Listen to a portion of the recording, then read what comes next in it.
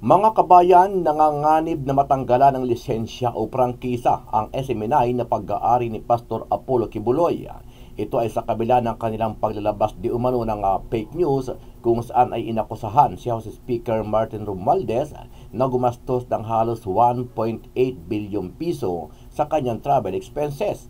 Sa ginawang pagdinig kahapon sa Kamara, pinagpapaliwanag ang SMNI kung paano nila napatunayan ang kanilang paratang kay Romualdez at kung saan ang galing ang nasabing impormasyon. Ang tanong ko simple lang po, saan ho nyo nakuha, what was your basis to allege that the Congress spent 1.8 billion pesos? We have to know the source. Mr. Chair, we were not hired or engaged by the anchor, Eric or Dr. Badoy, but we were legal officers of SMNI. So we are not authorized to answer in behalf of the anchors. So in short, Mr. Chair, you're not in a position to answer the question. Ayon sa isang kongresista, nagpapalabas ang SMNI ng kasinungalingan, walang basihan at fake news na balita. And my speech basically focused on SMNI coming out on national broadcast and stating a lie, fake news, with no disregard whatsoever to truth, to facts, and to fairness. Ano ang masasabi mo dito, kabayan? Ayon sa ilang netizen, hati ang kanilang opinyon. Pwedeng isa ito sa paraan ng Kamara para patahimikin ang SMNI dahil kaalyado ito ng dating Pangulong Duterte kung saan ay dito umiere ang kanyang programa na gikan sa masa. Sama-sama nating panoorin ang buong video at pakicomment nyo po ang inyong mga reaksyon at sariling opinyon. Pero bago yan, muli po ako nag-iimbita. Sa mga hindi pa po nakasubscribe sa ating channel na Kabayan News PH, pakipindot po ang subscribe button at pakiclick na rin ang notification bell para lagi kayong updated sa mga bagong upload natin na legit at napapanahong balita. Maraming pong salamat.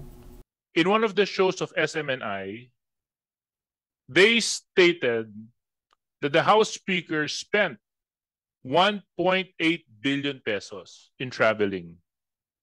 And the conversation continued on and said na baka hindi 1.8 billion pesos lang.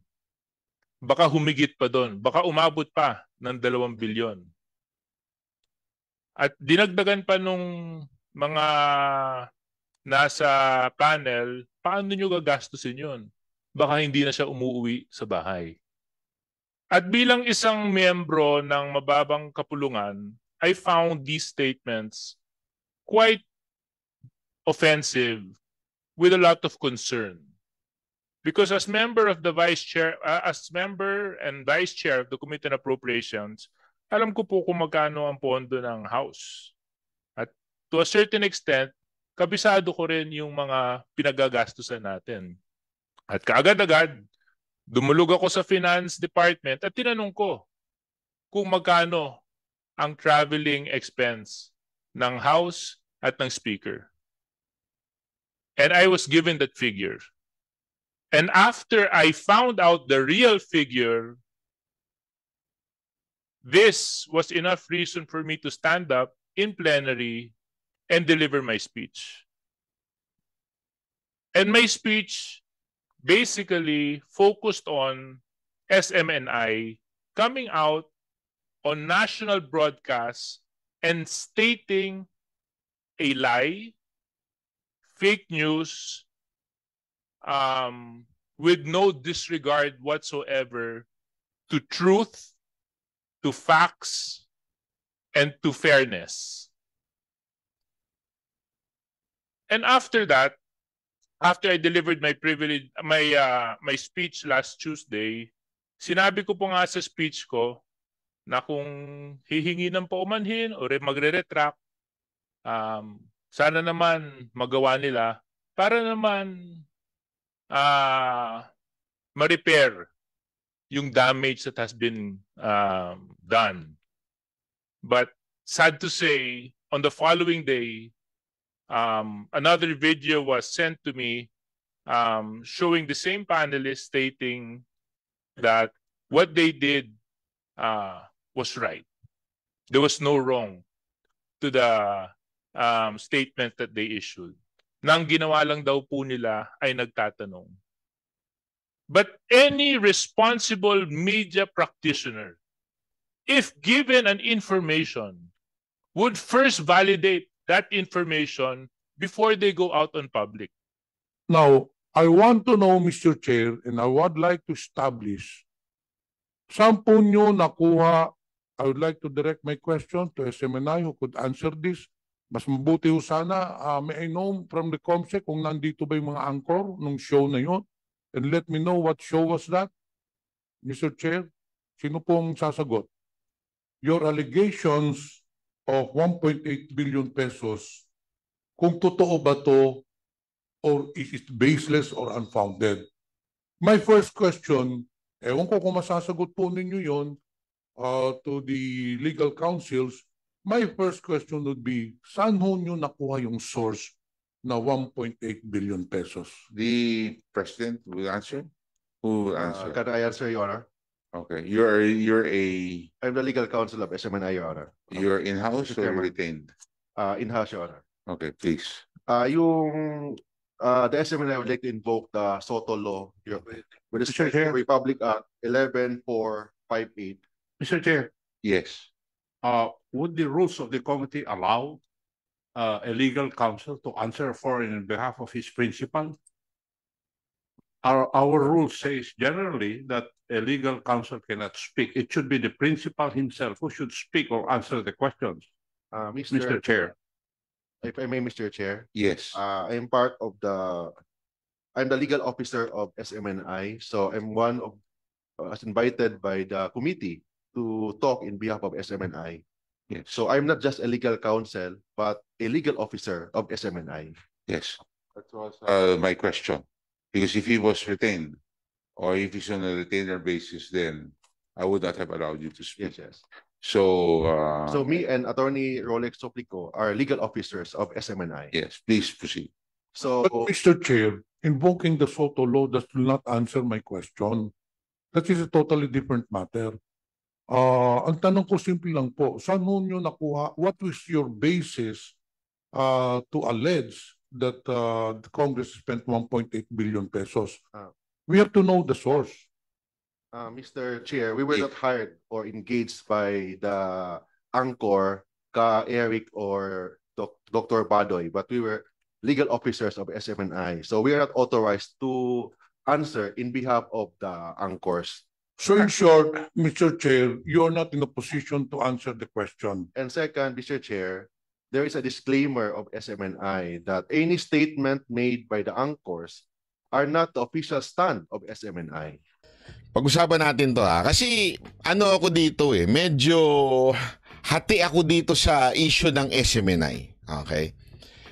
Panoorin muna natin itong news at ipapaliwanag ko sa inyo kung bakit to napaka-importante na maintindihan natin ito at kung anong perspektibo ang nakikita ko dito kasi malalim mo ito Malalim mo itong nangyayari dito sa SMNI. Panoorin po natin.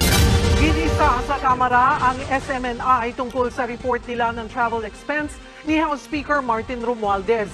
Gitang Kamara, fake news ito. Pero depensa ng SMNI, nagtatanong lang naman sila. Nasa frontline. Eto muna, simulan na natin kaagad dito sa issue ng meron kasing binanggit yung dalawang host, di ko na lang papangalanan, yung SMNI, at nung pinanood ko naman, patanong ang kanilang pagbanggit, okay, na meron daw certain amount etong Speaker Romualdez na ginastos. Una-una, alam nyo naman pong kritiko ako ni Speaker Romualdez, hindi na ho dapat itanong yan. Kaya lang, meron din po kasing sablay. Sa tingin ko po kung matatandaan ninyo, ito ho kasing babae na komento na ito, may na ano na ho ito nasangkot na ho ito sa fake news di ba? Naalala nyo yung kay Pacquiao? Yung kinomentohan niya. Kaya, di ba ilang beses ko sa inyo sinasabi na itong paulit-ulit. Kaya hindi ako believe dito sa dating Yusek na ito na si Yusek Badoy at itong si Ka Eric. Pasensya na Ka Eric ha. Kaya lang kasi nabasa ko na kagad din. Nung simula pa lang naamoy ko na yung pag-iingay ni Ka Eric eh. And eventually kita nyo, tumakbo yan ng party list. So, alam mo yung biglang sulpot na, alam mo yung mga ganong klaseng estilo ng isang tao. Yes, there are some truths na sinasabi nila, but sometimes, na-exage. Ayoko po ng fake news. Tapos, ito na naman, merong impormasyon daw. Kaya, ito, alam nyo kung bakit medyo, pasensya na ho ha? Kaya ako medyo nagagalit at naiinis sa fake news kasi nasisira yung tamang balita. Yung supposedly ang ganda na ng ang ganda na ng Duterte and the Romualdez sabihin na natin world war. Ang ganda na ng nananalo na tayo mga Duterte na ayos na eh. We are asking for the liquidation. Tama, mali. Diba? Tapos hihirit ng walang ebidensya. So ano mangyayari? Ang dating, fake news. So, lahat tuloy ng hihirit na against them, ang dating fake news na. Nasira yung credibility. Naintindihan niyo ibig ko sabihin? Ang SMNI episode na ito na may patanong na pamagat na Speaker Romualdez, inabot ng 1.8 billion pesos ang travel expense ang naging sentro ng pagdinig kanina ng House Committee on Legislative Franchises tungkol sa umunoy fake news ng SMNI. Pinunayan ni Quezon Representative J.J. Suarez ang idinepensa ng legal officer ng istasyong pag-aari ng Suarez Sub Media Corporation. Walang fake news at nagtatanong lang naman daw ang anchor ng programa. There was no allegations about the 1.8 billion pesos, Mr. Chair. It was just a question given not in behalf of SMNI, but it is a statement by an anchor of SMNI. And there is a disclaimer in every program of SMNI that any statement made by the anchor guest is not the official stand of SMNI. Yan ang hindi ko maintindihan at hindi maintindihan itong congressman na ito. Itong congressman na ito talagang halatang nagiinit lang ang puwit. Hindi, sa tingin ko nagiinit lang puwit nito kay Duterte. Ewan ko ba? O anong kasalanan ng SMNI sa kanya? Second, Mr. Chair, there was no deliberate false information. Pero hindi yan bumenta kay Congressman Suarez. A question, attorney, is this. Congressman Joboy, what color is your baron? That is a question. But when you say on live TV, meron po kaming natanggap na balita. Ang speaker ay gumastos ng 1.8 billion pesos sa traveling. Hindi lang yun. Baka madagdagan pa yan kung isasama yung entourage. Baka umabot pa ng 2 billion. Dito, sa part na to, tama naman yung punto niya. Okay? Pero yung, idadamay niya yung franchise ng SMNI. Aba, sobrang kasipsipa naman yan. Sa tingin ko, sablay yun. Pero yung sinasabing, yung palusot na it's a question, alam nyo, style lang yan para hindi ma-libel. Oh, sus, alam naman natin gawain niya ng mga media para hindi lang ma-libel, di umano. Diba? Pero yung kitang-kita naman yung malis nung diskusyon Always remember, yung malis, okay? Yung malisya, ika nga. Kung anong pinupunto ng diskusyon, di ba? Kitang-kita naman natin yung diskusyon nila na talagang there is such a implication na yun ang ini-imply o yun ang implication nila na meron talagang 1.8 billion. Kaya nga ako naiinis kasi even if I don't like Romualdez, but please, do not throw fake news kasi nadadama yung mga tamang atake. Dinagdagan pa. at sinabi, how do you spend 1.8 billion pesos? Umuwi pa ba siya sa bahay? That's not a question, attorney. That is, at the very least, malicious innuendo. At the very least.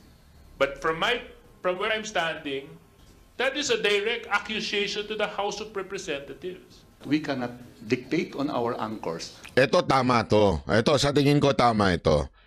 what questions to ask, how to ask it, when to ask it. In the same manner, if there are guests there, we cannot also tell the guests to answer this way or that way. They exercise a certain degree of independence. Pagdidiin naman ng mga kongresista, hindi rin pwedeng sabihin ng Tama naman yung sinasabi na nagtatanong lang ha, pero halatang halata naman eh, di ba? Kaya lang, etong congressman na ito,